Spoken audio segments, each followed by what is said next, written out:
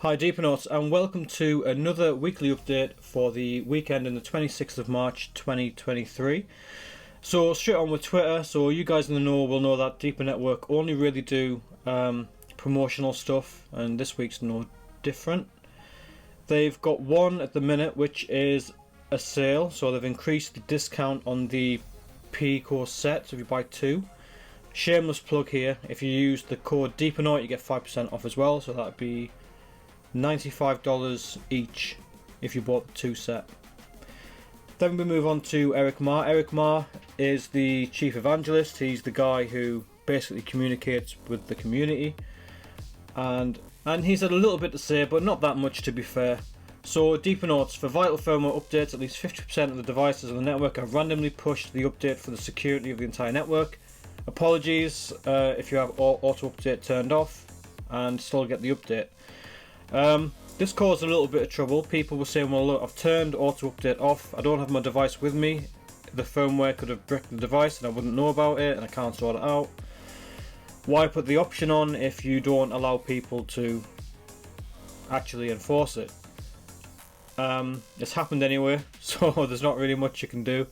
I don't think it would have caused you that many issues with bricking the device itself. The reason why this was basically force pushed was because it's got a lot of security updates from the whole Hackergate thing, so they've kind of made a lot of people have it, and it will no doubt have patched a lot of the little loopholes that the hacker tried to pretend he accessed. So yeah, if it has caused a proper issue for your device, contact support. They're not that hard to unbrick, so you know, don't panic if your device isn't working as it should. But I'll go through the firmware in a bit and what the issue is with it. Okay, so a couple of updates that the community have been asking for. So firmware 1.1.22 REL, it no longer can be downloaded from the firmware website, so you can't manually update it now. I asked why, and the only thing I've been told is for security. So what I'm thinking is that they don't want people to actually be able to have the file to then reverse engineer it or unpack it and look into it. Maybe, or maybe there's something which they forgot about and they're going to redo it. There is a new firmware coming soon which will fix a lot of the bugs which this firmware has. For example, the wallet page, when you transfer DPR from the wallet page, it'll say it's failed, but it actually hasn't. So when you refresh the page, it's actually gone through. You know, small things like that. So hang tight for 1.1.23, which I've been told is going to be coming soon. So for all the bugs that this one might have, it's coming. It's going to get fixed. The next thing is AtomOS. Now, staking was taken offline just before the 1.1.22 firmware was brought in. Now it's been offline and it's been about 2 weeks now. It's a pain, especially when you've got 32 devices, well 31 devices like me, to have to bridge the DPR out and then restake it. It is an absolute pain. For one person having one device, it's not that bad, but that will be coming back online, but only when the new firmware comes out, which again, like I said, is going to be soon. Be nice if they could turn it on now, because Deeperscan is actually working pretty well. So it would be good if they could turn that back on, but obviously they're not going to until the new firmware comes out, which is what I've been told. So we also have a new addition with the new firmware, and that is Rustdesk. Now, a lot of people have been asking, how do you use it? What is it for? What does it do?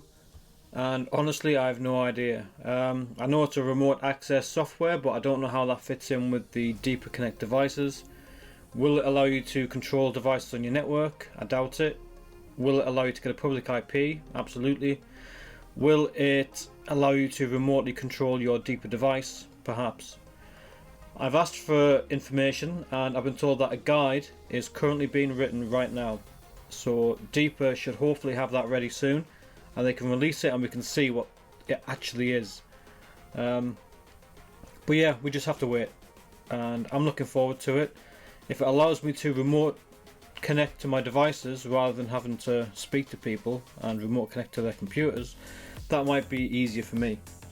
So another new thing is the Dep-it firmware. Now this is a bit weird because they've actually pushed this to the devices themselves. There's no file that I can find at the minute for Dep-it, so if you're part of the Dep-it beta, you have probably had new firmware pushed to your device, which is like the new firmware, but it's got all the Dep and the NPOW on it, so you can earn through that. My devices have it, so it's been successfully pushed, and apparently it fixes a lot of bugs that was with Dep 7, so good stuff.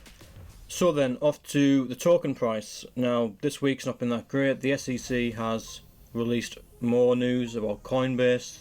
They don't like Coinbase now.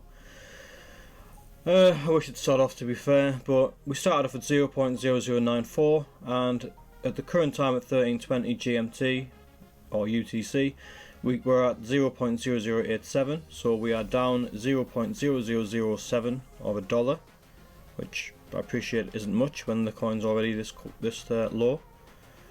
And we're down 12 places, so our rank is now 717, whereas before it was 705. And yeah, you can see how it's starting to have like a little bit of an uptrend now, so by the end of today it might be better, but who knows. Alright, so final thoughts. I've already explained quite a bit in the chat before, however there's been quite a lot this week. I mean, it doesn't look like it. Eric's been pretty quiet, Deep has been quiet, nothing's really gone on. But we have got a couple of issues that were brought out, and a few firmware updates and things that people didn't know before. So the AtomOS staking, you now know when that's coming back, and that's going to be coming back on the next firmware update, which is apparently very, very soon.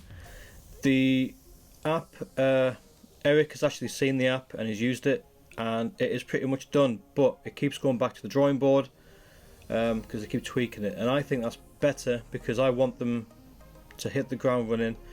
There's no point putting an app on the App Store where it doesn't work right, people leave it bad reviews, and then the momentum for downloading the app goes down, and in the end people don't download an app that's got 2 stars, you know.